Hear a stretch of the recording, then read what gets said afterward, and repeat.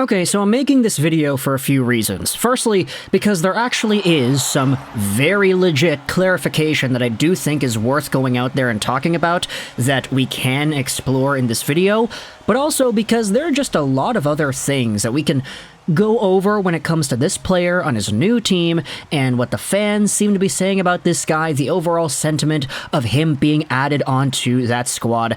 And while there is an update, a very legit clarification to some of the rules that we can be looking at, there are some other things that I think are worth talking about as well.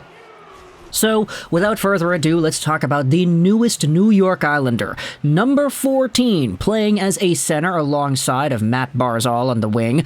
Let's talk today about former Canucks captain Bo Horvat, and some clarification handed out there by Kevin Kurse on Twitter as to what the draft pick in that trade could entail. And you know me, there are some other things that I want to highlight first before we give the actual update. You gotta get a little foreplay into the conversation first before diving straight into it, because that's just kind of how I like to run my show. Bo Horvat has been so tweeted about the past little while here that it's honestly starting to get me kind of, dare I say, sad. Like, I know, I'm a Canucks fan, and I said all this time, hey, the Bo Horvat trade was great from a perspective of the team's direction, from the perspective of what the team needed to do and how they were able to execute on that, the assets they got back. It was a great deal, great enough at least to justify making the trade in the first place. And then I said that the Islanders signing Bo to an $8.5 million AAV deal by 8-year contract made the trade and letting go of Bo that much easier, because if the Vancouver Canucks signed Bo to that contract, they would be in absolute cap hell by this time, let's say next year. They'd need to sign Elias Pettersson, and that would be pretty impossible to do if you had both Bo and JT, plus Kuzmenko, who had also gotten re-signed, on the books at those dollar amounts. So seeing Bo Horvat play for the Islanders and get so widely loved by everybody who is watching this Isles squad makes me feel kind of sad, because it's starting to cement the idea that he is really gone, but at the same time, my feelings of the trade and the return and the contract signing, they all kind of remain the same.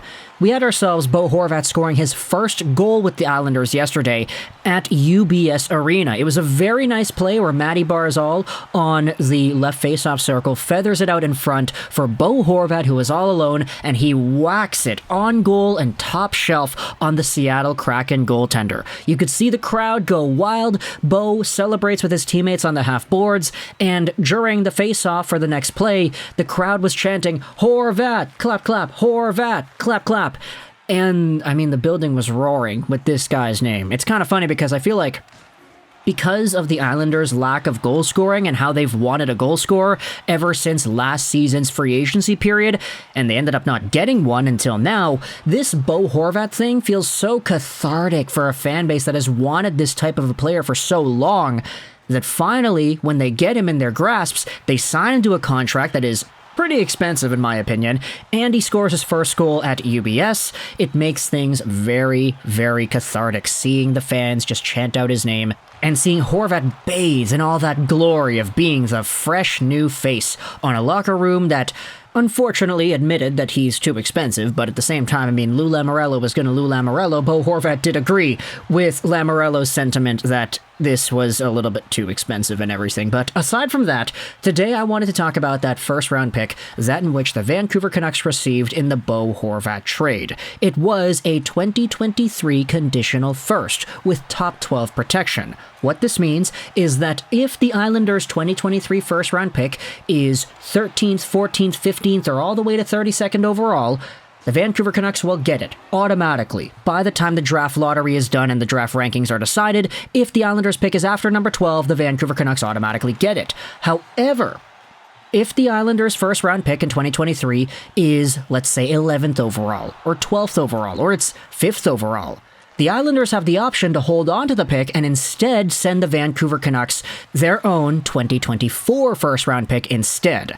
The catch is, the 2024 pick will be unprotected, so if it's like first overall, for example, and it's given to Vancouver at the start of the year, but the Islanders have a terrible year, it doesn't matter. They can't really do anything about it. They're just going to have to figure out how to deal with that loss. Well, this is the quandary we've seen pop up the past few days, that if the Islanders decided to go for a little bit more of a playoff push in the immediate short-term future, as in this year, Could Lou Lamoriello, in theory, trade away a 2024 first of theirs? Could they trade away a pick that currently is in contention for maybe being a Vancouver Canucks pick next season if the Islanders' 2023 pick is top 12 and they decide to keep their pick this year? Well, here's Kevin Kurse on Twitter, who goes out there and addresses that. I've seen questions about whether the Islanders can trade another first-round pick after the Horvat deal. Here's the clarification as labeled out by the NHL themselves. Both conditional picks can be reallocated in future trades as long as substitute assets are included in the event that they are no longer available. For example, the Islanders could still trade their 2024 first-round pick, but their 2024 pick that they could trade in a separate trade would shift to 2025 if the 2023 pick they sent to Vancouver in the Horvat deal ends up being in the top 12 and therefore protected. Got all that?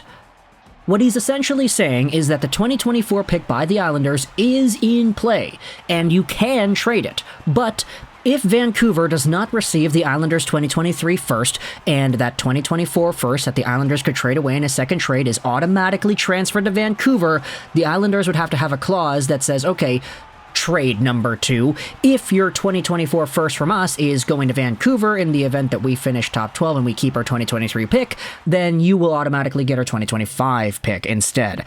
I know that's a very convoluted sentence, but believe me, just repeat it a few times and think about it. Overall, it's allowed. The Islanders are allowed to make another trade involving a 2024 first. However, it does have the possibility of, let's say, changing to a 2025 first if that pick is not available for the next team making a trade with Long Island, depending on what happens with this year's pick. And so it's kind of interesting, isn't it? Just a few weeks ago, we made a video talking about the Islanders and whether or not they could make another Horvat trade if they fall out of the playoffs by this time, let's say 3 weeks from now, when they're kind of desperate to recuperate some assets. Maybe they could trade Horvat away to some other squad that needs the boost in their playoff run. But that was before they re-signed him to that massive extension, and I guess now things are a little bit different because Bo is probably not going to be on the move anymore. But at the same time, the entire script has flipped. You have the Islanders who have won 2 games in a row now since acquiring Bo Horvat. In the first game, wherein Horvat didn't get any points, he was still out there after the game was over, high-fiving all of the Islanders coming back. I saw some people going out there saying, wait a minute, he's not the captain anymore. Why does he have to do that? And that's just kind of the leader that Bo Horvat is, man. He had been doing this ever since, I think it was Alex Burrows and Derek Dorsett who did it for the Vancouver Canucks back in the day, and Horvat was a teammate of both of those guys, so seeing him take over that habit and carry it from being the Vancouver Canucks captain to being a regular roster player without a letter on the New York Islanders and still doing that, man, it makes me kind of sad. He's gone. He is, like, actually gone. But either way, let me know your thoughts in the comment section below. What are your opinions about Bo Horvat and him potentially, I don't know, doing what it is that Bo Horvat does for the next few weeks here? He scored a goal, so he's got a goal in 2 Islanders games played. Pretty good pace if I do say so myself. But also let me know your thoughts in the comment section about the Islanders making maybe another trade with their 2024 first-round pick that could move to 2025, depending on if their 2024 pick gets transferred to Vancouver by the time the 2023 draft comes and goes this year. Thoughts in the comment section below. Should the Islanders make another trade? Do you think it's going to happen? Do you think they have some other players in mind? If not, who do you think they should target instead? Thoughts in the comment section below. I hope you enjoyed this video. Juraj, and bye.